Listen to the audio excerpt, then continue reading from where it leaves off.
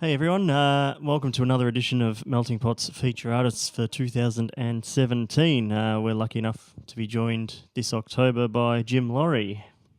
G'day, Jim. Hello. Hello. Thank you very much for being with us today. My pleasure. Absolutely. I guess I'll start with what sort of drew you into music and songwriting to begin with. What led you to where you are now?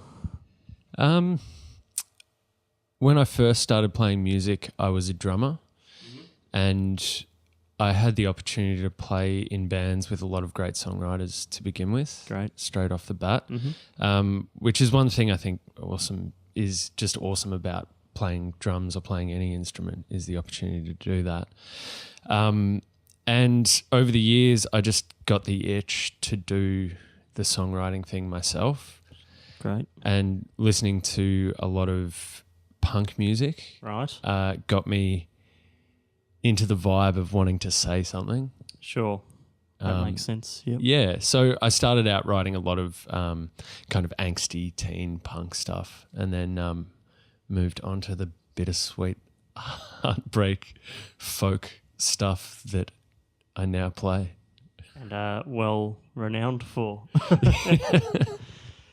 But that leads nicely into the next question. I was going to ask you if you've always stuck to the same style of music, but clearly you had different beginnings. Yeah, I think in terms of everything that I've released, it's been pretty much along the same trajectory. Yep. But I've always appreciated a whole bunch of music. Like I've gone through different phases of loving punk and loving country music, loving instrumental symphonic stuff. And I did a collaboration with Dorsal Fins recently where we did some hip hop stuff. Wow. Which is like totally out of my... Very far removed, yeah. Yeah.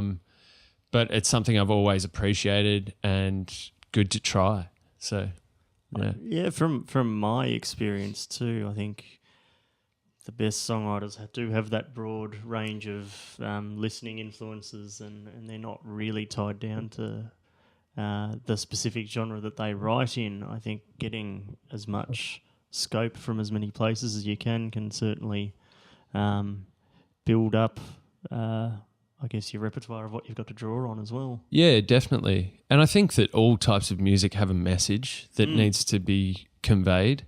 And regardless of the aesthetic of the style, the message is important enough for that artist to want to give it to other people. And I think that that's a really important thing to recognize about music is like, it doesn't matter whether you like the music or not. There's something cool that someone else is trying to share with you. Definitely, yeah. And I think, it took me a long while to get that idea. Like when I was a teenager, I was really like, I only like a certain type of music. Yeah, I think we all go through that phase. Yeah. Our heavy metal phase. Yeah, I went through punk and heavy metal in varying times of high school, and funnily enough, I started writing these songs myself, and I'd never really listened to folk music or any of that sort of stuff when I was writing, and that's just how it came out. Yeah. It's quite strange, but there you go. Yeah.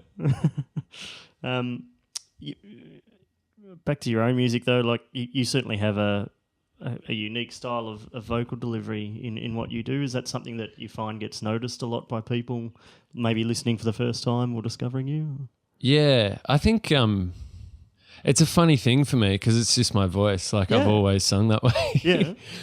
So some people comment on it. They say like it's a little bit Neil Young-esque. I didn't really grow up with Neil Young, but I'm currently a fan. Yeah, one of the first reviews that I got said I sounded a little bit like a Muppet. And I was like, okay, that's kind of... I didn't realise that. No, I don't know about that one though. Yeah. But I don't I think it's a strange thing for me to hear that like people think it's unique because I had always just assumed that I was singing like everyone else was singing. Okay, yeah. But it's just the way my voice comes out when I sing. And yeah, I don't know. I hope that other people find it pleasing.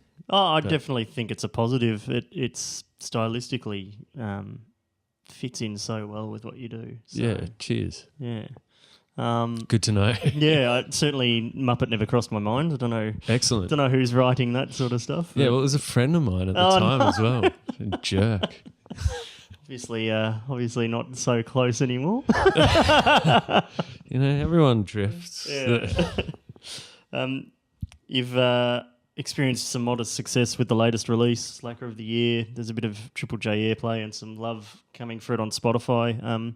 Can you attribute that to anything, or is it just sort of the way it's happened and a bit of good luck in the industry and that sort of thing? Yeah, I think it's definitely a bit of a luck thing, but also like over the last 10 years of playing in Melbourne and in different parts of Australia, I've also been lucky enough to accumulate a great group of people who believe in what I do, which isn't always the case for people. I've just been really lucky to find people who want to back me and want to push me as much as I want to push myself. Oh, good. So that's a really sweet thing. Like with Triple J, it's always a hard thing for artists to get their foot in the door there, I think. Like I was trying for a really long time and I don't know. I don't particularly think that Triple J is a measure of success, but it's also a really sweet pat on the back when they decide to back you. And I'm lucky enough to have a good friend of mine, Ketchy from Sasquatch, doing Roots and All now, and she's always been a really great supporter and campaigner for my particular music.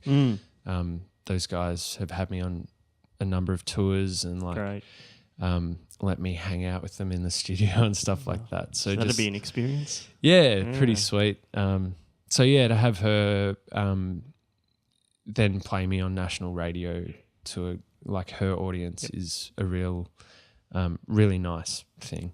I was going to say that's probably the main reason people put it on a pedestal is you're then going to national airplay as opposed to, obviously our community stations do reach other places now with internet streaming and stuff. But, you still got the majority of listeners are in the Melbourne bubble. So I guess that's the main reason that it sort of gets spoken up like that. Yeah, I think that the reach of Triple J is a big thing for people. But with stations like Triple R and PBS, I mean, they're called community radio stations because there's an awesome community involved. That's right. Exactly. So for me, like getting played by, Brian off the record and stuff like that, like it's just a massive high five to me. Like being part of that community now, with the last album and this album has been a really sweet thing. Yeah, lots of points to reflect on there. I think very, very introspective, I think. I feel very lucky to be in Melbourne and doing what I do because I think that there's a really great group of people who can push you if they like you. Yeah. You launched Slacker of the Year, your album, in July at the Northcote Social Club. What are your future plans for any further releases, or are you going back into the studio? I haven't been writing that much recently, so I would like to do that for the rest of the year, get back into the zone of writing. Yep. But about to head to Brisbane and do some shows up there, and then in October we're doing a show in Sydney. Yep. My friend Robert Munoz and I are doing a double launch in Sydney. Great. At the Factory Floor, which will be really great. We've got our mate Mark Harding, who plays in Little May, joining us on the bill, and that'll be awesome. And then possibly do some festivals to see out the year. But I'd like to keep it relatively clear so that I can write some new songs and hopefully record them next year. We certainly look forward to hearing those new songs when they do come out. Cheers. Speaking of songs, you're going to play one for us now. Yeah, I'm going to play a song called Dress for Rain. Off the album? Yeah, this is just one of those softer songs on the album that, isn't a single, but I'd still like to play it.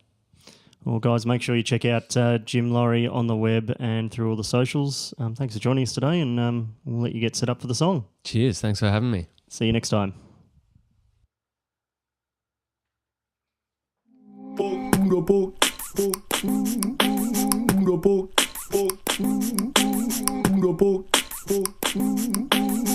Book.